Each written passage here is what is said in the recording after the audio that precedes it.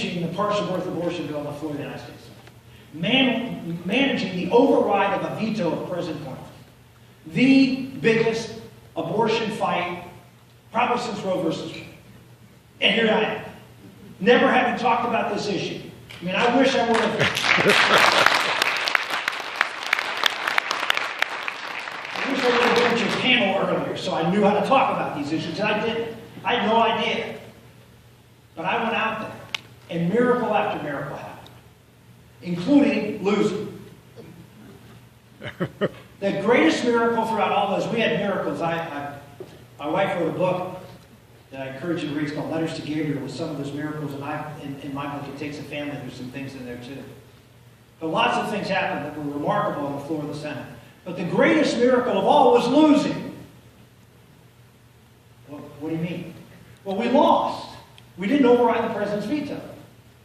In 96, and in 98, again in 99, we were about to do the same thing, and the Supreme Court struck it down as unconstitutional.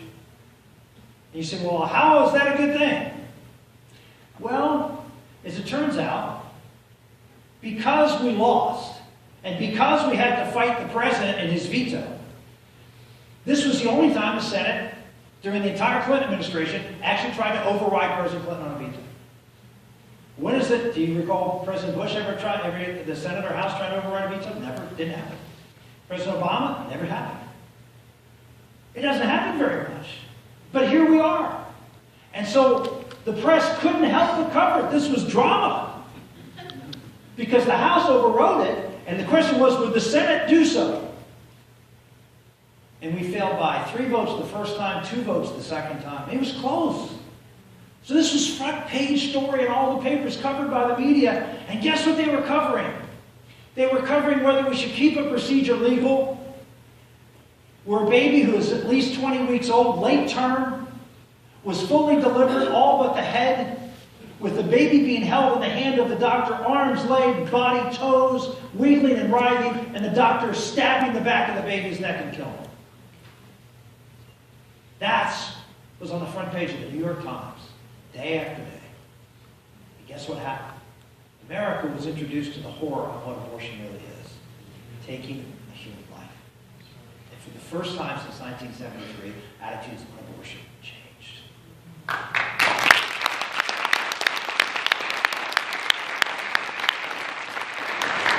Had President Clinton signed that bill, none of you would have ever heard of this. But because we lost, we won. And it's like so many things in life that if we open our eyes and we realize that what we see as a loss, God uses for victory if we are faithful. Right? So many people are sitting out there saying, I'm only one person, what can I do? This issue is so much bigger than me. I felt the same way. But what I will assure you is that if you are faithful, God will be faithful. If we do what we're called to do, don't worry about winning and losing. That's the world. It's broken. We're going to lose a lot more than anything. This is a broken world. Our obligation is to hit it. So I continue to fight that battle on many other ones. Born Alive Infant Protection Act, the Unborn Victims of Violence, other things that we put forward.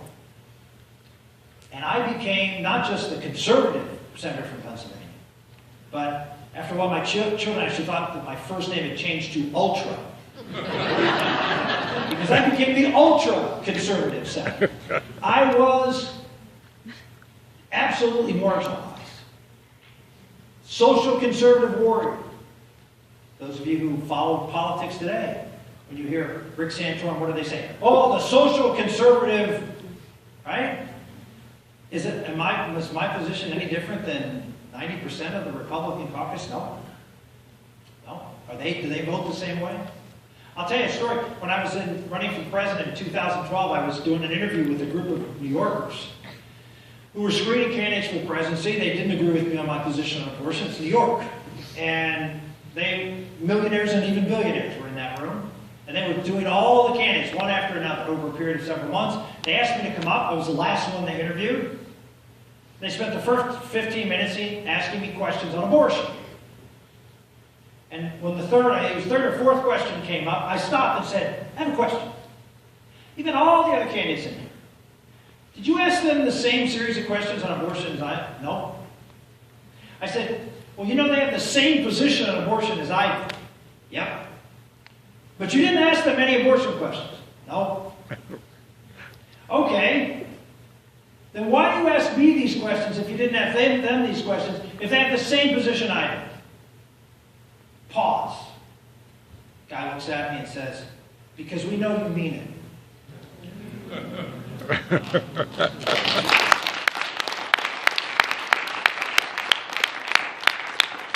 these other folks will be quiet.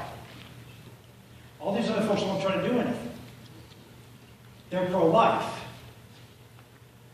But it's like saying, I'm for less government and never voting for anything that cuts government. Right? So you can principle be in these things, but when it comes to actually fighting for something, they're going to be very fine. The media's not going to go after them.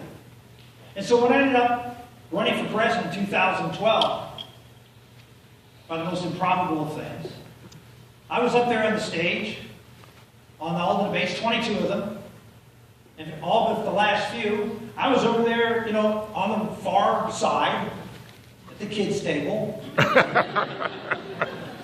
And almost every single question I got from the media was on abortion, gay rights, religious liberty. It's all moral and cultural issues. And I forget, there was a CNN debate where they had people from around the country ask questions. They'd pop them up on the screen in front of you there when you're on the stage. And so they're getting questions. I think it was an hour and 15 minutes of the debate. I had one question, which was typical. I got fewer questions than anybody, by far. I mean, they actually recorded this. It was not even close. I was so far down. And so I remember this screen pops up, and there's this big burly guy with U.S. Army blazed across his t-shirt. Okay? Starts out, I'm a gay soldier. I said, that one's coming to me, guaranteed. So I started writing an answer. I didn't listen, I started writing an answer. And they did. They went right to me, and they didn't ask anybody else. So understand, when you have Matt, your other state legislators, your leaders in your community, in politics, understand what they're up against and why they need your prayers and why they need your extra support. So when you ask what you can do, well, that's something you can do right there. Is you can support your leaders who have the courage to stand up and fight those battles. Well, what happened? I was running, and they pigeonholed me. I was the social conservative candidate who was going nowhere. And I announced running for president. Of course, it's the logical thing to do for me to announce running for president in 2011.